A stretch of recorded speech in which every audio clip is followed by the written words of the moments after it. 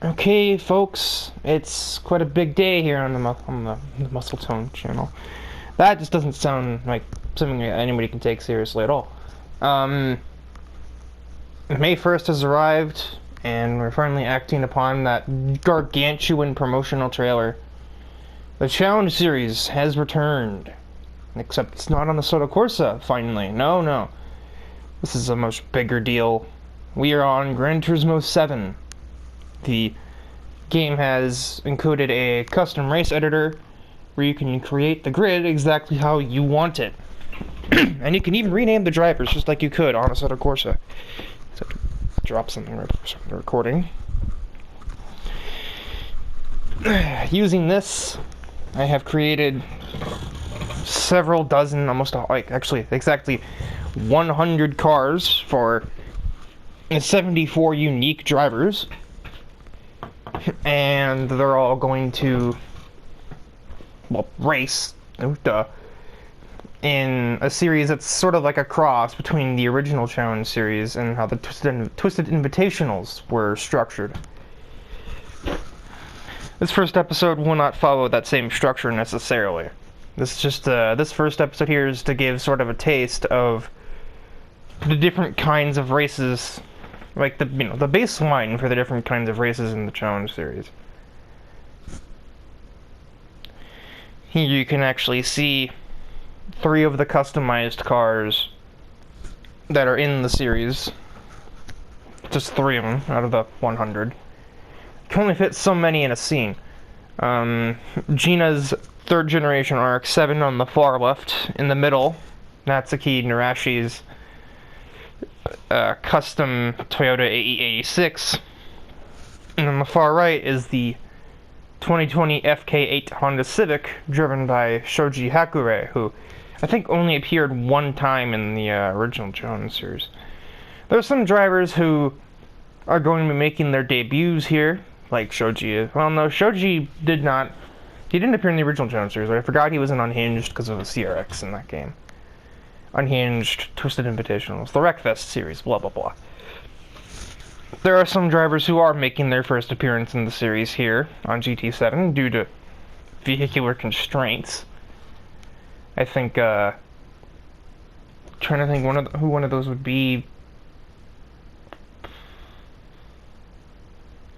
Oh, well, there's just some that have just been added to the series, some that are like. There were a few that got cut out. There are a few that have been added in. There are a few whose cars have changed, and a few whose characters have changed a bit, but are still there. But all in all, it's largely the same thing. Just on a different game, so we can have bigger grids, a much better track selection, and a much better car selection. The only downfall is it's kind of more manual labor because there's no championship system, so it has to have that sort of freeform structure, if that's even like a valid term, that the Twisted Invitationals use, where things just kind of happen in a certain order, but with no real structure. And the more I talk, the less sense this is probably making. So, without me confusing you any further, let's just get into the first race of the episode. Well, it just wouldn't be right if the Challenge series didn't get underway at one of its original circuits. We are here at Laguna Seca for the first race, now known as Weathertech Raceway rather than Mazda Raceway. It's kind of ironic. That's how long it's been since the Soto Corsa was relevant, that the last, it added Laguna Seca to the game when Mazda still had the sponsorship rights, not Weathertech. GT Sport and 7 have more properly acknowledged that. The first race here will be using the slowest cars in the series to the 575 category, named so for the performance points of the cars in play. And yeah, there's only 10 of them in the series so far, so all 10 of them are in the original race. You can see a couple of them on the grid, but you can actually see all of them in the pit box. I didn't know they would do that. Anyway, let us head in to the first race of the Reborn Challenge Series, as it were. You can see the names above everyone's heads.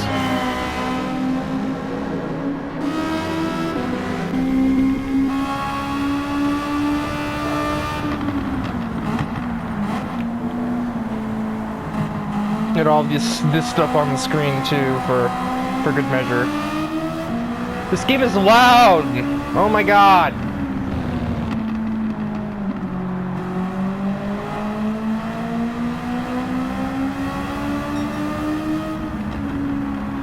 We have Natsuki making her way up the field. The grids are always set randomly, just like in the original Assetto Corsa variant of the series. I'm going to have to adjust the volume. She's stuck a little bit behind one of the many debuting drivers in the series, Haneo Koizumi, and we'll explain them a little later. Oh, some people probably already know who that is, a select few. Or have some guess as to who it is, anyway.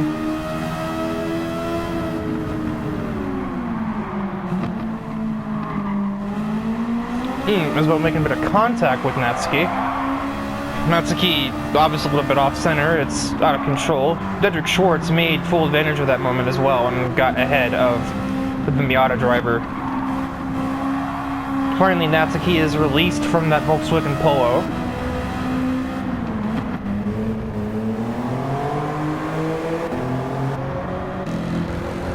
It's quite a spread-out series of affairs. God, this car is loud!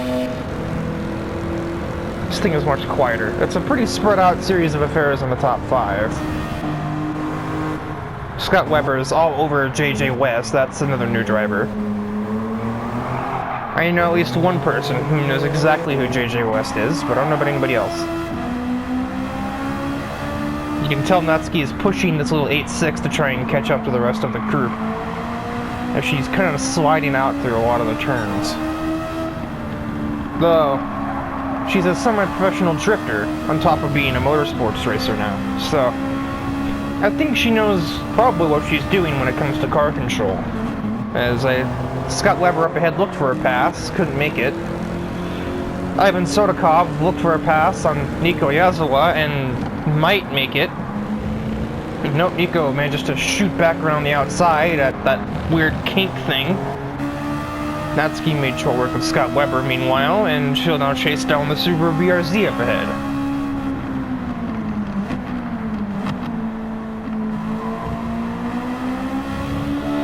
They can also put it to where the car names appear rather than the driver names. It doesn't change the leaderboard, thankfully. It seems all pretty, it's really just Natsuki versus the world. Everybody else is pretty spread out right now. Certainly the bottom half of the field isn't even worth putting the camera on because there's just nothing happening back there. Oh my god, this car is loud! Overtakes JJ West with like little to no issues. Sodakov is just stuck behind this 2000 GT. Natsuki about runs the guy over as she brakes more aggressively.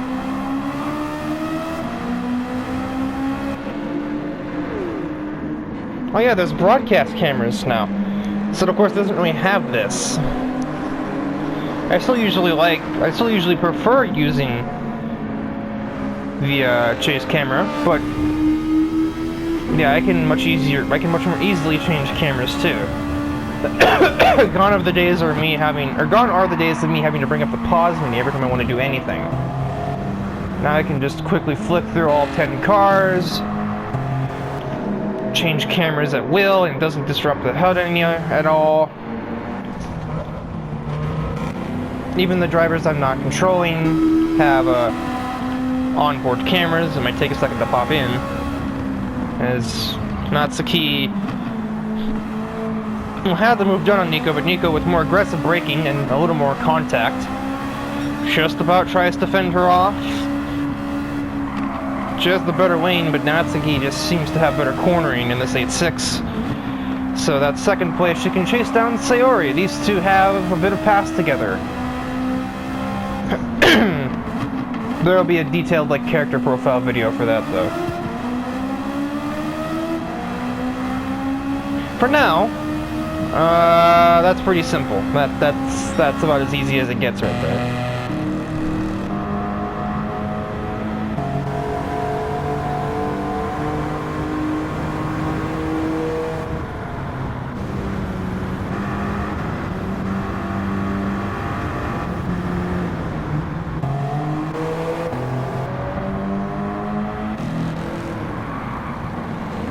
With that overtake made, it seems like the only real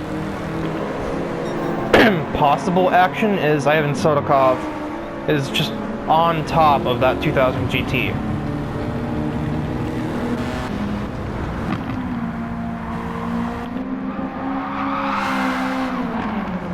Maybe she's not the master of car control. She's just to keep it forwards, but here come the rest of the pack. And they're gonna be 3 wide into this kink? Oh god, there's no space. Tanatsky still doesn't care and just drives off from that mess. Sodokov had the move done on Nico before that, but might have to rescind the position after the turn of events. Yeah, Nico just gets him on the outside of the corkscrew. That's not very easy to do. And of course, Nico coming over from the Twisted Invitationals. There's a few drivers like that debuted there, like Sayori Kujikawa herself.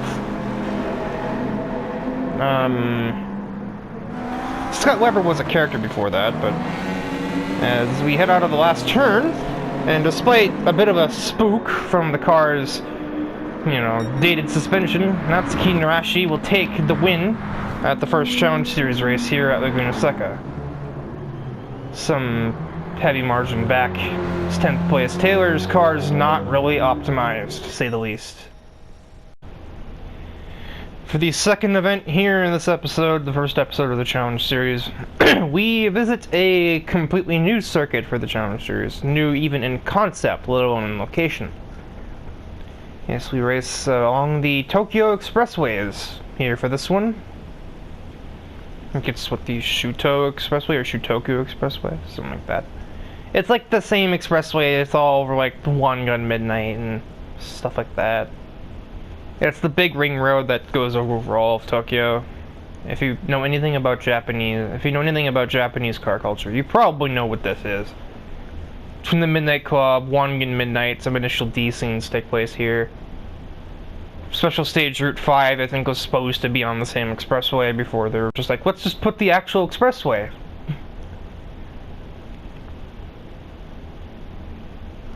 We have a 625 category race, so a little bit faster than the last race. Fittingly, we have a much bigger track, so... And, due to it being Tokyo, I have to turn this on every race, huh? You're riding along with Gina Turini as the player car, but of course I can spectate whoever I want. So these were all recorded last night.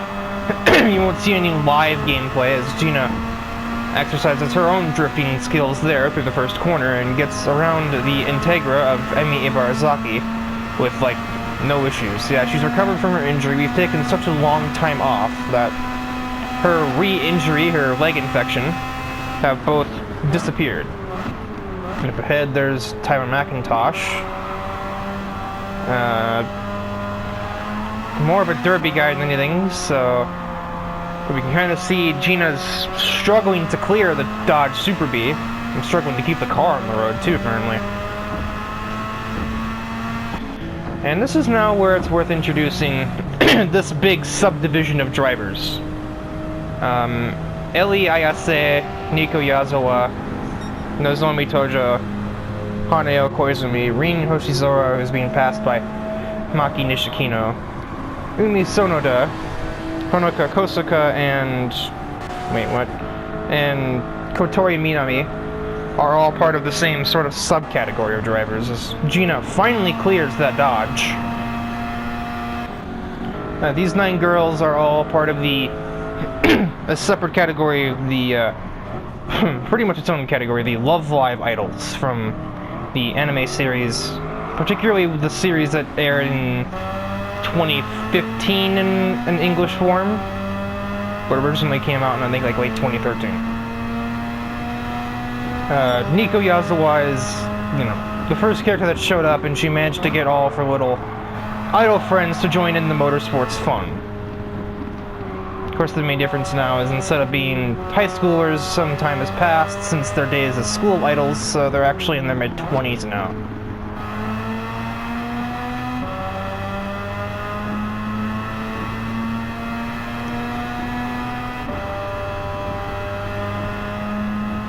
Operating off the idea that they were school idols in 2013, and so their ages ranged from 15 to 17 then, so they were born from 98 to 96.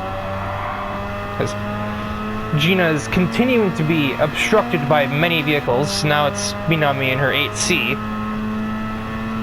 that is getting in the way, and she's finding herself boxed in between two of the second years. I don't know why I refer to them that way. They're not second years anymore. They're in their late 20s. Mid-20s. 97, Riker. Or like 25 now. Yeah, they were 15, 16, 17 in their idol days. Now they're mostly like 24 to 26 years old.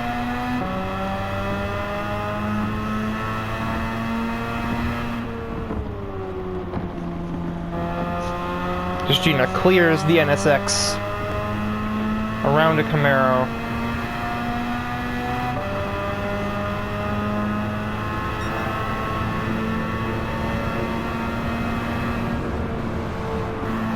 See, here's the thing.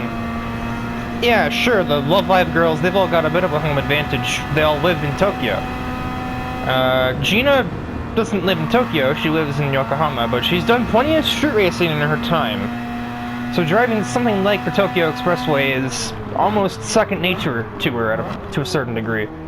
They actually have a battle for second place, or for the lead between two Love Live characters. Maki Nishikino, who started like 8th in the grid, has taken the lead from Ellie Ayase. Gina looks to follow her through, and also past the old Carrera. Sneaks around the outside. Yep, that you can hold a lane at 105 miles an hour, so there you go for that street racing bit I was mentioning.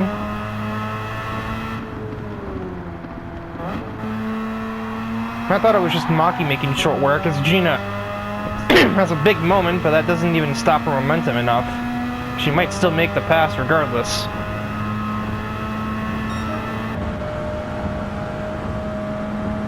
How late will Maki dare to brake into turn 1?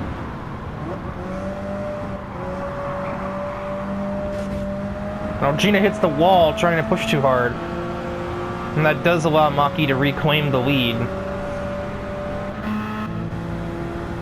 Meanwhile, Nozomi, with the massive horsepower difference between these two cars, will sneak into third place ahead of Ellie.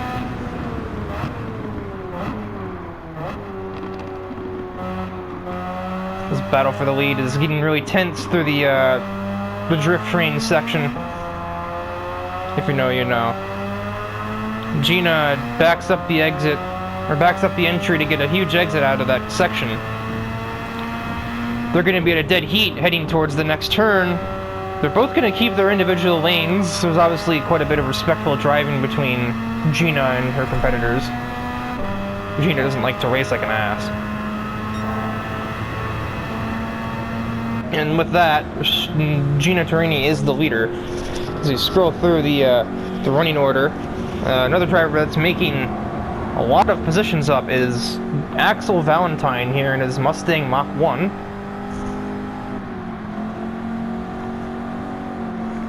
As this is coming over from Thrasher's crew, or drivers, which formerly included the likes of Akira Taniguchi and Kazuya Takahata and Stephanie Kaiser back in the original Challenge series. Now it's been revitalized, and there are a few other drivers from that group that are here.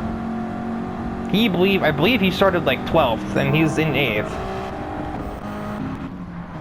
Emmy is just on her own. This vehicle has nothing to offer right now.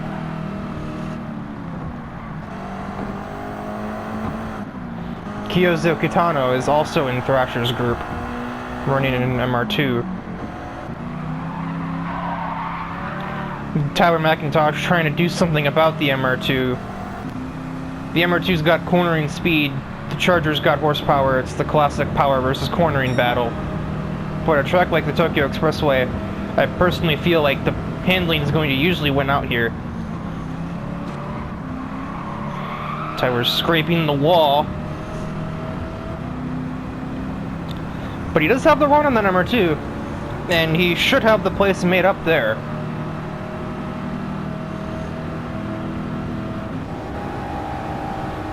Nico Yazawa continues to plummet down the order. Now even Umi has passed her. the other former second years of Muse attempting to more or less harass that Mustang Mach 1 driver.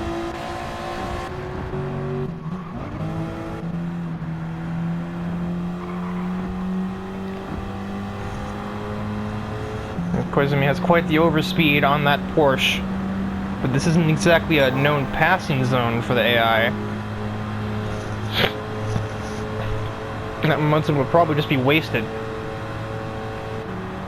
I say, you have a 6th gear, I know you do.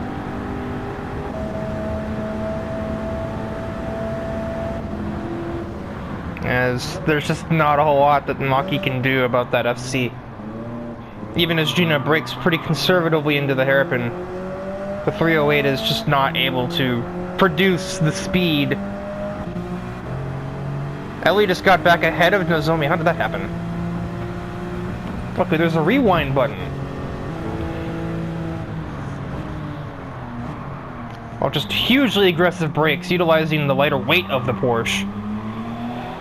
Yeah, if the Charger versus the MR2 is the battle of power versus handling, this Boss 429 versus this 964 Carrera is that, but taken to the definite extreme. Maki can still pretty much see Gina, but it's just simply not enough. You have to be a little more here. You have to be able to do a little more than see the opponent. You have to pass it. And Gina did a lot of passing. She's going to win here at the Shutoku Expressway.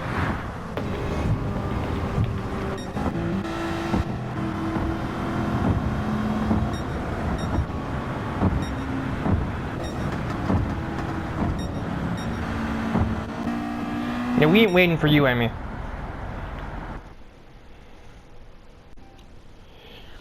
For the mid-card race of the episode, we have a 675 contest. You have 5 categories, by the way. 575, 625, 675, 725, and 750. Because not many cars could reach 775 or 800, so... And most cars couldn't be taken down to 550 without being slower than factory, so... As we are here at the Red Bull Ring, another sort of legacy circuit in the Challenge Series was in Assetto Corsa, just like Laguna Seca was, and there's obviously no shortage of tracks between both games. You know, Monza, Red Bull Ring, Nürburgring, Laguna Seca, and Catalonia, to name a few. But of course, there are also plenty of tracks in Gran Turismo that aren't in Assetto Corsa. We already saw the Tokyo Expressway earlier, and I believe there's going to be one later in the episode. At least one. But the 675 makes up the bulk of the series. It is the biggest category by far, possessing almost 40 vehicles in it. And most characters that have a car in a higher or lower category have an alternate to run in 675. You could probably say that this is like the primary category of the road cars. So, that also does mean you have a lot of competition to make the grids here. 40 cars on hand, like 26, 27 will sign up for an event. And then we can only have grids of up to 20, and in this case, I don't think we even have 20 in the race. I think there's like 16 or 18. The last race only had 14. The first race only had 10. So, you know, do with that information as you will. But without me rambling any further, let us head in to the race. As we are racing with Shoji Hakure, obviously the 3 cars in that little intro shot have now all been played as in the series already. Natsuki, Gina, and now Shoji. It is a FK8 with this yin-yang thing going. There's a yellow flag ahead. I don't know what the heck for. This would seem like it was anything. Oh, it was something, alright. Oh my word. What had just happened to this C3 Corvette? They just locked up under braking and flung themselves straight into the wall. They kept the car straight, but that probably didn't feel good, probably disoriented Mary McCormick pretty heavily. Yeah, this race also has a lot of debuting drivers. Barbara Page comes over from the Twisted Invitational. This is not her primary car, by the way. But she's in this, I very much like this design that she's gone with for the 59 Corvette Stingray concept car. Akira Taniguchi returns to the series in a custom 4th Gen Supra. We have a truck. Yes, Dakota Kingsley has come over to the main Challenge Series roster, representing a Ford Raptor. We have Natsuki Narashi in a yellow RX-7, which demonstrates the alternate car system. They can also just straight up pause the replay. And they can explain this. Yes, while every driver has a primary vehicle that they will use, many of them will have cars that allow them to race in other categories. So, Natsuki Narashi's primary car is the 8.6 we saw at the start of the episode. But she also drives this FD RX-7, so she can run in the 675 category. She also has a Nissan Silady that she runs in 625. Another example, Barbara Page is driving this Corvette Stingray Racer concept, but her primary car is a C7R.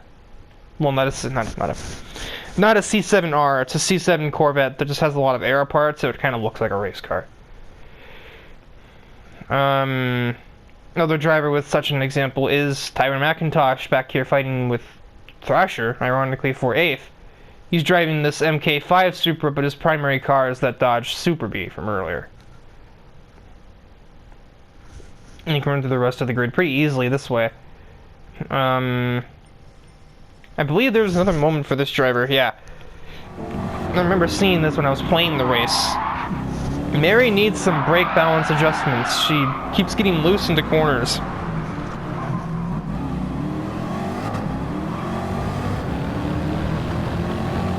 As I continue to run through the grid, we have Bradley Hunter coming over from Unhinged, running a drag-tuned Nova.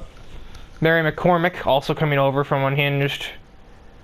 Dom DePrisco, Shoji 2-wide with Dedrick Schwartz here. Samuel Jansen, who technically was on the original Challenge Series roster but could never be used because he usually drove Mopar. There was no Dodge anywhere to be seen in the Challenge Series originally because Assetto Corsa didn't have it. But GT7 does, so rejoice. Same thing with Honda, for that matter. Yeah, he appears in a Hellcat safety car designed to sort of look like a squad car. Michigo Taniguchi, sister of Akira and Hikari, or Rose as she likes to go by, if you couldn't guess from the look of her car. Tyler Thrasher appears in his self-created Mustang. He designed this one for himself. Jonathan Parker, or Johnny Parker, don't actually call him Jonathan. He doesn't like that. Or just JP. He represents a Rally replica livery on the 5th Gen Evo. Morris Zolna, Natsuki Narashi, Stephanie Kaiser has returned to the series just as Akira has. Dakota over from the Challenge Series Twisted Invitationals, and same with Barbara. Anyway, back to the race.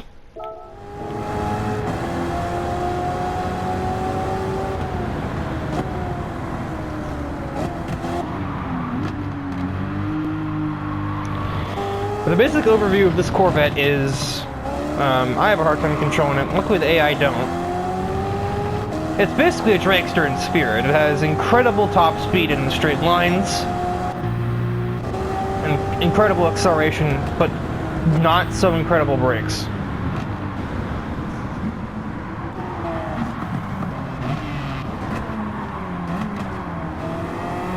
Basher got 8th from Tyler and attempts to take 7th from Parker by using Gran Turismo 2 AI maneuvers and running him a bit off the road. There we see myself as Shoji getting around Tyler. Rose falling quickly down the order to Dedrick Schwartz in his TVR Tuscan LM race car replica. Dom DePrisco, ow! I don't know if Schwartz broke early or if DePrisco and Taniguchi, or like Rose Taniguchi, just broke each other. Either way, just got the TVR just got put in the trash compactor just about. Mary loses it again, but doesn't lose much time. Schwartz finds himself almost in the gravel trap, trying to not be run off the road by Bradley Hunter.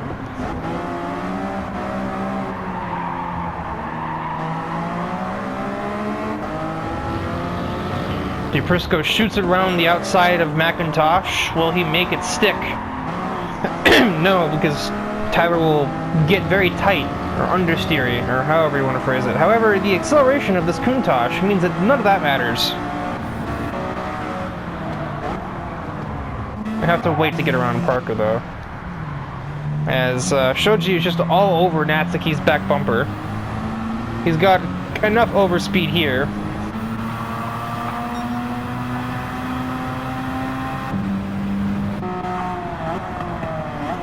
So that's Hakurai up to 5th.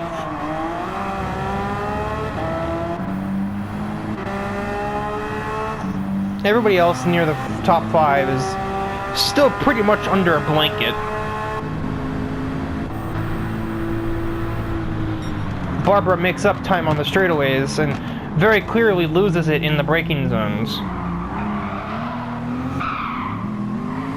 Dakota Kingsley is a little bit out of control.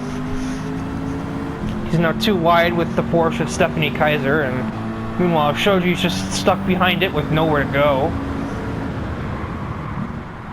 But now he has somewhere to go, down the inside of the F-150. They make contact, but this does not inhibit Shoji enough for it to matter.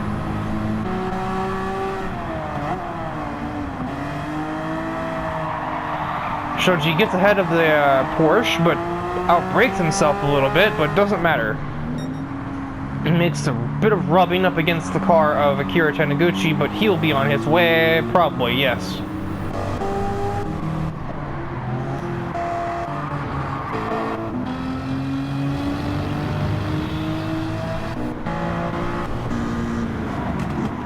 I was about to say things seem to be settling down during this race, and right as I say that, Thrasher attempted to go too wide with the E46 through the last 2 corners of Red Bull Ring, which is never a wise choice.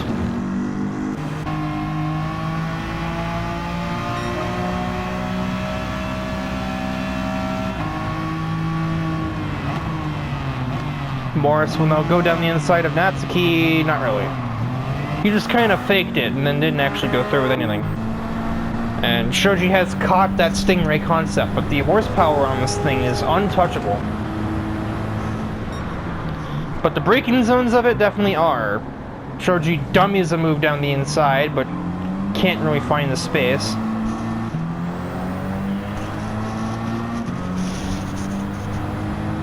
Again, that acceleration. And again, that braking. Compare where she started braking to where Shoji is able to start braking. And we've only got one more straightaway to go, so if Shoji is to get this move done, it's gotta be here. Or he's gonna get it done alright. He's gonna go on the outside. He's forced onto the curb by Barbara. Still on the outside, but still hanging out there. And now we have reached a straightaway, so he has failed his opportunity. Barbara probably has this one sealed. Although she takes a defensive line into the second to last turn, she has a huge slide because of it. And Shoji has instead played it to perfection, takes the win here at Red Bull Ring. And Barbara is left to angrily mutter to herself because she probably should have had that race.